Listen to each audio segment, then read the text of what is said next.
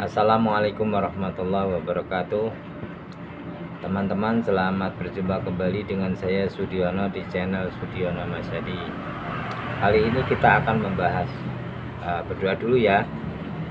Semoga kita selalu diberikan kesehatan, kedamaian, ketentraman,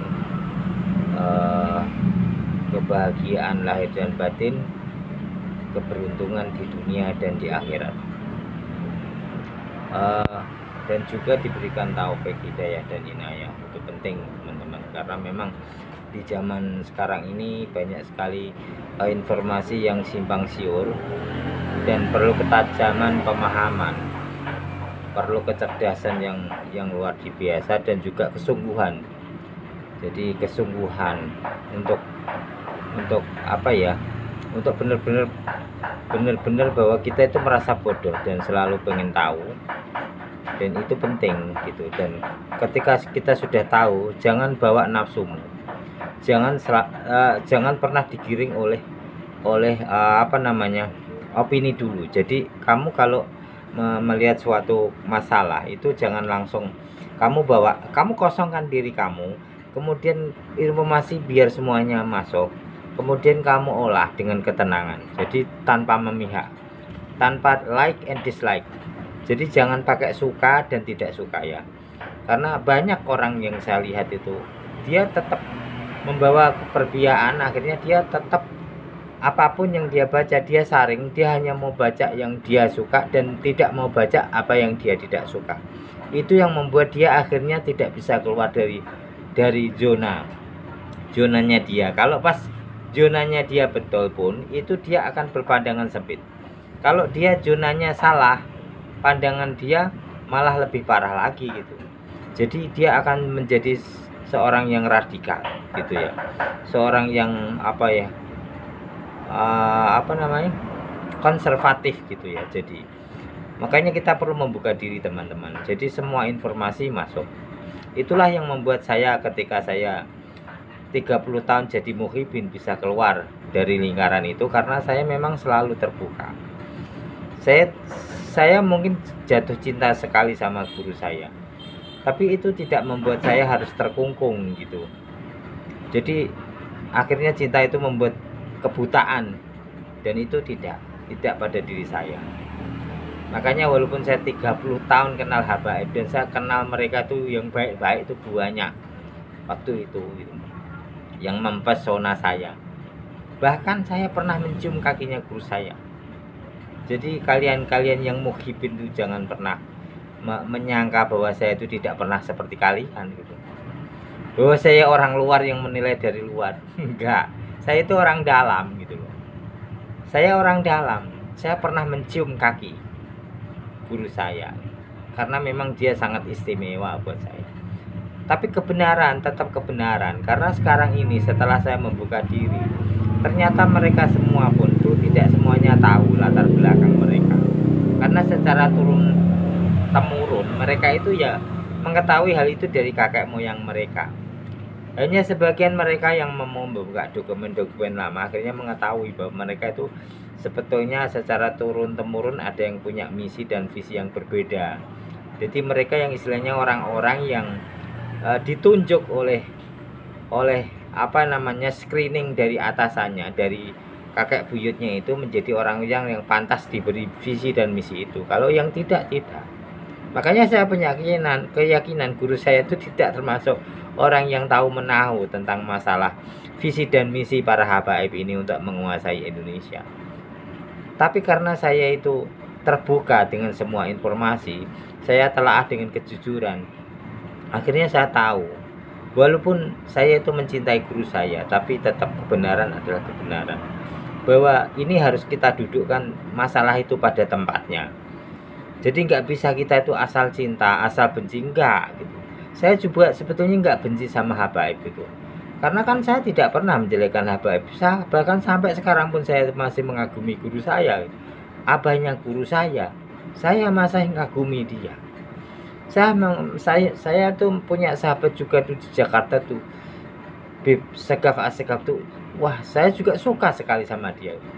Jadi Teman-teman sering salah sangka, terutama di shot-shot saya, karena nggak melihat secara utuh semua konten saya, maka mereka salah paham terhadap saya gitu. Jadi sebetulnya semua yang saya ungkapkan itu adalah proporsi yang memang sebenarnya. Ketika saya itu menghujat Bahar bin Smith, itu bukan karena dia Habib, tapi memang karena kelakuannya gitu, Rizik gitu. Tapi saya berbeda ketika menghadapi orang-orang semacam guru saya, atau yang bukan guru saya sekalipun, kayak Bib Mudir Al-Musawah. Itu saya kagum sekali. Jadi teman-teman jangan salah paham, teman-teman mukhibin ya, jangan salah paham. Jadi saya itu tidak pernah membenci orang itu, walaupun mereka Yahudi. Kan mereka sekarang sudah ketahuan ya, bahwa sebagian tes mereka itu sudah tes DNA, ada sekitar 100 orang itu di Amerika itu tes DNA itu bisa dibuka, diakses, semua orang bisa mengakses karena DNA itu keterbukaan, nggak ada rahasia DNA itu, jadi bisa dibuka di dna.com. Dan kemarin tuh Dr. Sogeng Sugiarto, ahli DNA Indonesia, itu sudah mendapatkan beberapa informasi, ada 100-an orang bergambar bendera Indonesia itu, warga negara Indonesia itu kan ada bendera gitu dan kode itu ada 100 orang yang tes DNA.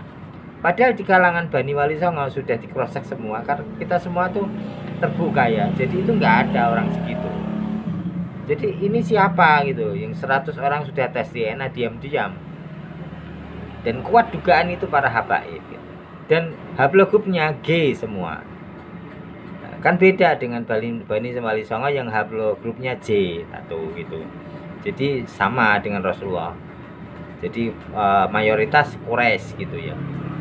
Nah ini, jadi kalau teman-teman itu sampai ada yang nantangin segala, saya sudah sering katakan, silakan kalau kalian mau sok jago datang ke rumah saya, silakan. Saya tidak mencari musuh, tapi saya tidak menghindar. Kalau memang kalian tuh maunya hanya otot gitu, kalian tuh tak ajak berpikir otak gitu. Jadi nggak sekedar wah saya pokoknya cita habaib titik, jangan titik, segala hal itu jangan titik, koma saja, jangan pernah titik sebelum kita itu menghadapi maut. Kalau kita sudah menghadapi maut dan itu husnul khotimah, itulah titik kita itu. Jadi jangan pernah berpikir bahwa kita itu titik, koma dulu, jangan pernah. Guru saya pun mengajarkan demikian, Dr. Husin Yahya itu, jangan pernah mengambil kesimpulan atas apapun yang kau lihat dan kau dengar itu sebelum kau benar-benar mengkajinya berulang. Jadi jangan tergesa-gesa ngambil kesimpulan gitu.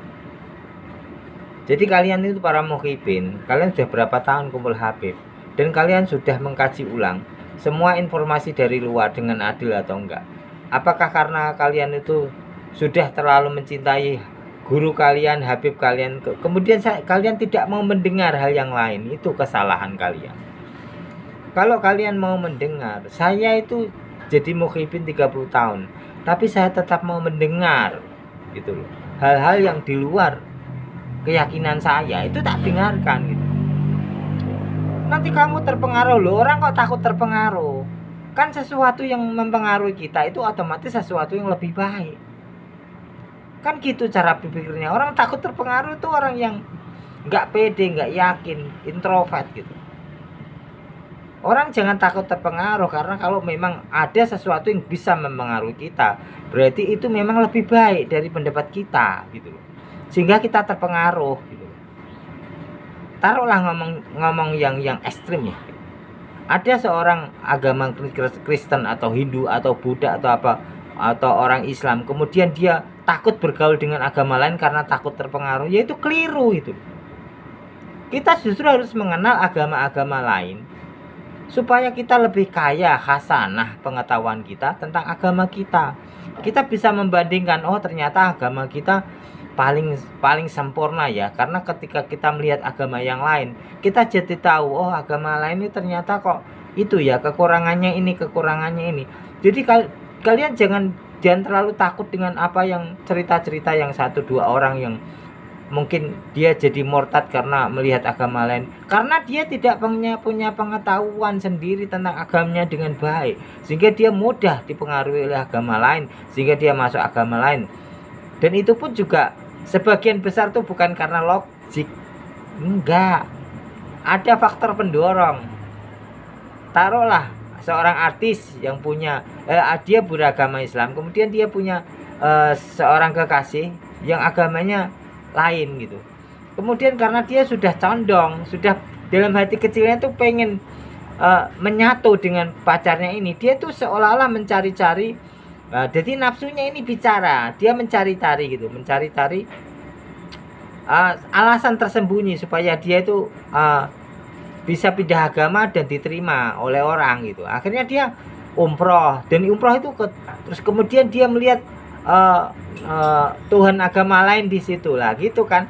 Jadi akhirnya dia pindah agama. Itu hanya alibi saja menurut saya, karena memang sebelum umroh pun dia sudah berpikir, saya ingin mendapatkan sesuatu yang meyakinkan saya supaya saya pindah agama. Itu kan gitu.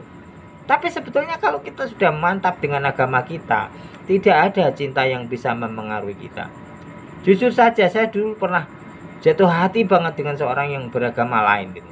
Tapi saya tidak pernah melangkah sedikit pun. Karena apa? Saya tidak mau mempengaruhi dia ke agama saya karena cinta. Dan saya pun tidak mau, karena saya sudah beberapa kitab saya baca, walaupun tidak secara detail, dan saya meyakini bahwa agama saya itu yang benar. Jadi saya baca itu kitab-kitab itu. Ya maaf ya, ini perjanjian baru, perjanjian lama. Maaf ya teman-teman Kristen, bukan karena saya itu menganggap Kristen dan Katolik itu jelek, enggak. Ini kecocokan saya terhadap Islam semakin yakin ketika saya sudah membaca perjanjian baru dan perjanjian lama. Jadi kita perjanjian baru dan lama ini bagus, tapi menurut saya sudah terlalu lama gitu. Jadi kurang sesuai dengan zaman sekarang kalau menurut saya ya gitu ya. Maaf gitu. Jadi bukan, tapi itu kan kebutuhan orang beda-beda. Mungkin ada orang yang ya cukuplah perjanjian baru itu sudah cukup buat dia, atau perjanjian lama sudah cukup buat dia. Itu sudah, dia kan mungkin tidak punya kebutuhan khusus gitu ya. Mungkin itu sudah, dia pengen jadi orang biasa yang damai, yang tenang dan sebagainya, ya itu sudah cukup. Hidup tenang, penuh cinta kasih, selesai gitu. Kalau saya enggak, saya kan pengen lebih dari itu. Nah, itu saya dapatkan di agama yang paling baru, yaitu Islam itu, penyempurnaan itu. Nah, kembali ke tadi, kalau para muhibin, kalian para muhibin ini, saya itu bukannya benci sama kalian, enggak. Ketika saya itu agak nada tinggi, saya juga enggak mengumpat kan, enggak apa kan gitu. Enggak, kadang-kadang kalau saya jengkel, kalian itu komen terhadap saya, bodoh-bodohin saya dan sebagainya, kan saya kan paling cuman kamu lugu kan gitu, paling banter jangan bego kan gitulah. Lah intinya bukan berarti kalian bego, dalam kasus ini kalian agak bego, bukan kalian bego gitu. Jadi itu masalahnya. Jadi kalau kemudian kita itu sudah berkutat dalam dunia kita, jangan pernah, kamu tuh nggak pernah membuka tempurung kelapa itu yang membuat kamu tidak tahu dunia luar gitu. Makanya saya 30 tahun dan saya sudah mencium kaki Habib. Saya bisa keluar kok. Habib saya itu dulu pilek saja saya tangisi. Coba bayangkan, pilek saja saya tangisi. Dia luar biasa bagi saya. Kamu bandingkan, maaf ya, dengan Bahar Smith, walah bumi langit guru saya itu. Guru saya itu selalu berkorban untuk muhibinnya, rugi terus. Dia benar-benar kayak, maaf ya, saya itu melihat figur Rasulullah yang dalam skala kecil pada diri dia itu. Luar biasa, sayang mati muda. Jadi kayak Habib Mundir Al-Musawa juga, beliau meninggal di usia muda. Jadi orang-orang istimewa ini meninggal di usia muda. Jadi kalau teman-teman bisa membaca semua channel saya, menonton semua channel saya, akan teman-teman dapati saya secara utuh ya, bukan parsial atau satu sisi dari saya yang suka bercanda, celelean, cengengesan, Ya kan, bahkan teman-teman saya itu kan, teman-teman netizen itu yang kemudian menghujat saya itu jawabnya kan bercanda kan gitu. Misalnya ada yang bilang tak kepret kamu, ya udah sini kepret pakai duit 100 ribuan aja kan, nah gitu. Nyantai kan saya gitu. Saya tuh nggak ikut-ikutan emosi, santai gitu. Jadi mungkin terkesan malah justru semakin jengkel, tapi kalau lebih baik 50-50. Jadi saya sendiri juga enak, tidak terbakar emosi, tidak ikut emosi. Karena kalau sama-sama emosi ya jadinya ya nggak karu-karuan. Kalau untuk sok jago sak jogo itu sudah bukan umur kita. Saya tuh udah 54 tahun walaupun saya juga masih kuat membawa tabung gas 25, udah masih bisa mikul segala macam, bisa gitu. Angkat-angkat beban masih kuat. Karena orang desa gitu loh ya. Tapi masalahnya kan bukan itu. Jadi kita itu hidup bukan untuk gagah-gagahan, karena mati cuma sekali. Matilah dalam keadaan baik, bukan mati untuk menuruti hawa nafsu. Karena Sayyidina Ali sendiri kan pernah gitu, ketika dia mau membunuh orang pun, ketika dia diludahin, dia nggak jadi bunuh orang itu kan gitu. Jadi Sayyidina Ali pun nggak mau dia istilahnya mengakhiri sesuatu, baik nyawanya sendiri pun nyawa orang lain, dengan penuh emosi, enggak, tapi demi sesuatu yang lebih agung, lebih mulia. Jadi kalau saya layani, ada yang bilang kamu langsung aja datang ke bar tantang dia, itu apa-apaan gitu. Saya tuh cuma ngeritik dia gitu loh. Tapi karena memang saya pandang dia itu orangnya agak bebal, maaf ya, jadi saya ngeritiknya juga agak kasar gitu ya. Jadi jangan salah dipahami. Masalah mencium kaki Habib, ada orang-orang yang, maaf ini dari teman-teman sesama Bani pendukung Wali Songo juga kan, terlalu nyinyir. Enggak, kalau saya enggak, mencium kaki Habib bukan hal yang tabu, bukan. Karena kita waktu mencium itu, kita yakin beliau itu darah Rasul. Itu justru menandakan kemuliaan kita, bahwa kita mau merendah di hadapan cucu Rasul. Walaupun itu tidak berarti bahwa kita punya prinsip selalu harus sama dengan dia.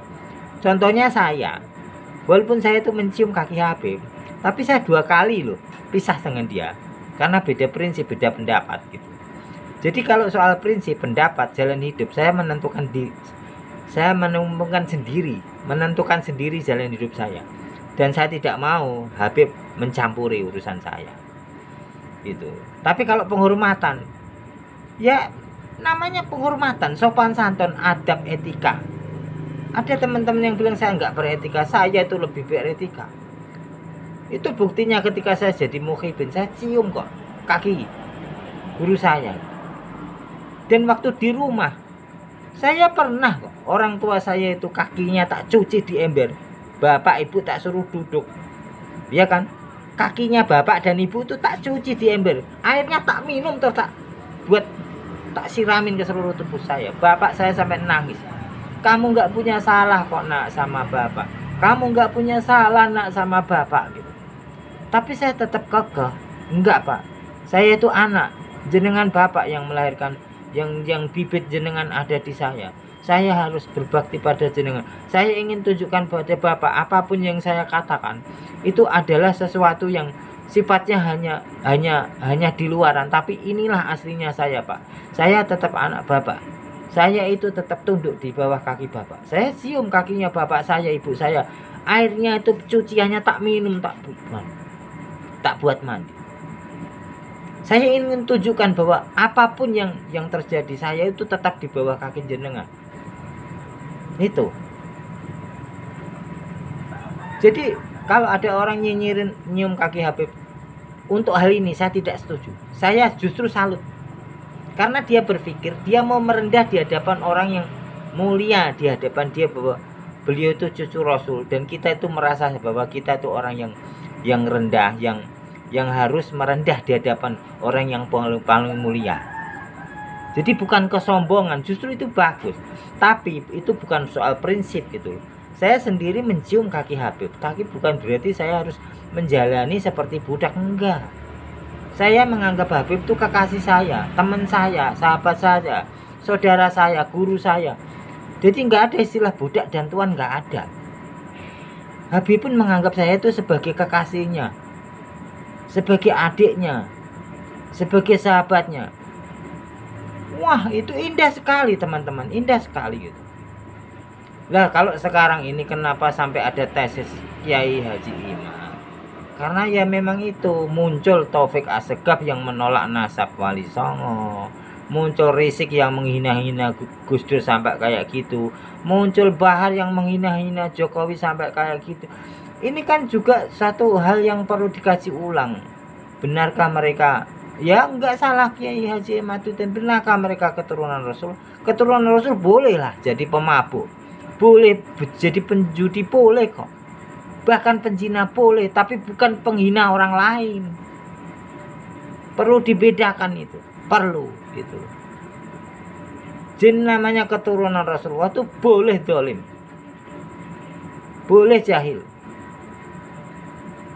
ya, tapi tidak durhaka, ya Pak, tidak jahat, menghargai orang tetap. Jadi dosa yang dia lakukan harusnya dosa hanya untuk dirinya sendiri, bukan dosa merendahkan orang gitu loh. Lah ketika ada teori rungkatnya ini, saya jadi mendudukkan masalah di pada tempatnya gitu. Dulu ketika saya masih meyakini mereka keturunan Rasulullah saja, saya sering kok menegur mereka. Ya orang yang seumuran saya maupun lebih tua, maaf ya Beb, maaf. Jenengan salah Beb, jenengan salah. Saya udah sering katakan ini. Saya di video saya sebelumnya juga. Jenengan salah Beb, maaf. Tolonglah Beb, jenengan kasih contoh yang baik. Jenengan itu cucu Rasulullah kok gitu, gak pantas saya gitu. Itu dulu waktu saya tahu, saya masih berpikir bahwa mereka tuh cucu Rasul. Tapi sekarang setelah ketahuan, dokumennya ketahuan semua dari mulai zaman Belanda, mereka ternyata punya misi dan visi yang jahat untuk negara Indonesia. Ya saya ya menentang gitu. Karena ini demi Indonesia. Pak Karno saja sudah mau mengusir mereka kalau nggak dicegah para kiai gitu. Pak Jenderal Ahmad Yani yang disuruh bertanya pada Kiai Abbas waktu itu. Bisa dicek. Pak Karno sendiri mau, wah Mbak Alawi udah maha jumud, saya pulangkan saja ke negaranya. Para kiai bilang jangan, kasihan, mereka toh juga ada yang pinter agama, kita biar bantu kita gitu. Tapi ternyata itu hanya sebagian kecil gitu. Jadi teman-teman perlu catat bahwa sikap saya ini adalah edukasi. Demi Allah saya tidak punya maksud untuk merendah-rendahkan. Saya sekarang ini yang saya impikan adalah mereka semua sadar kita duduk sama rendah, berdiri sama tinggi. Itu aja kok. Saya nggak mau membuat mereka lebih rendah walaupun mereka Yahudi. Rasulullah pun juga begitu kok. Tidak pernah menganggap orang lain rendah. Tapi kenapa sampai Rasulullah mengusir orang Yahudi dari Madinah? Keterlaluan. Mereka melanggar perjanjian. Ya kan? Melanggar perjanjian. Dalam posisi peperangan justru mereka itu kerjasama dengan orang Quraisy gitu loh. Kan ini negara mereka, Madinah harus dipertahankan bersama-sama gitu. Dan ada orang Yahudi yang baik yang berperang ketika meninggal pun Rasulullah itu pokoknya urusan dia beda iman, tapi dia sebagai orang terhormat dia menghargai perjanjian. Itu siapa namanya nanti bisa dicari orang Yahudi. Jadi buat mereka teman-teman muhibin yang salah sangka, salah paham terhadap saya, silahkan tonton semua video saya. Nanti kalian tahu bahwa tidak semua sikap saya itu mewakili seluruh eksistensi saya di YouTube ini. Enggak semua gitu ya. Jadi saya juga pernah jadi kalian, bukan berarti saya orang luar yang keluar saya tidak tahu tentang Habib. Bahkan saya tuh banyak sekali, kamu tuh bodoh, wong itu Sumaid kok loh. Saya tuh udah tahu dari tahun 96, saya udah tak hafal marga-marga Habib. Bukannya saya nggak tahu kalau baru Sumaid, ya tahu saya plesetin karena dia berubah dari Semit, kemudian saya plesetin jadi Semit. Semit ada Yahudi ya Yahudi Askenazi lah gitu ya, Arab apa gitu yang dari Nuh, Sam gitu lah ibaratnya, Sam bin Nuh. Jadi akhirnya jadi orang nomaden yang kerjanya itu nyari penyakit melulu, nyembelih sapi dan sebagainya. Itu apa namanya, nyembelih sapinya Nabi Soleh, ontanya Nabi Soleh, terus menyembah sapi dan sebagainya. Pokoknya menyembelih para nabi ya, apa saja. Mereka bukan Yahudi sebetulnya, Askenasi, Khazar gitu loh, jadi nomaden. Saya tahu gitu. Cuman ya saya plesetin Bahar Semit itu karena memang ini si Ba'alawi ini kan apa ya, daerah-daerah plat G ya, haplogrupnya G ini. Kalau kalian pengen diterima di Indonesia ya rubahlah. Kalian tuh kan di kandang singa harusnya mengaum, di kandang kambing mengembik, jangan di kandang kambing mengaum gitu ya. Nanti dikejar sama petani dibunuh kan gitu. Jadi kita menyesuaikan dengan adat dan budaya yang sudah di Indonesia, yang memang tidak bertentangan dengan agama gitu ya. Ya saya juga mengakui tidak semua adat itu sesuai dengan agama. Ada, karena memang adat setelah zaman Belanda itu dirusak oleh Belanda banyak sekali. Jadi adat yang adiluhung, kemudian Belanda justru ingin melindungi yang tidak adiluhung, yang adiluhungnya dihilangkan. Itu ada, saya juga melihat gitu. Tapi saya tidak bisa sebutkan. Jadi orang sekarang jangan karena beralasan mempertahankan adat budaya tapi menghilangkan sisi-sisi yang itu tadi, ibaratnya yang mendidik anak-anak kita menjadi lebih baik. Sebetulnya adat budaya yang harus kita pertahankan tuh yang sifatnya moralitas, gotong royong, persatuan, itu kan adat gitu. Tenggang rasa tepo siro, bukan adat itu yang tariannya yang setengah telanjang, bukan,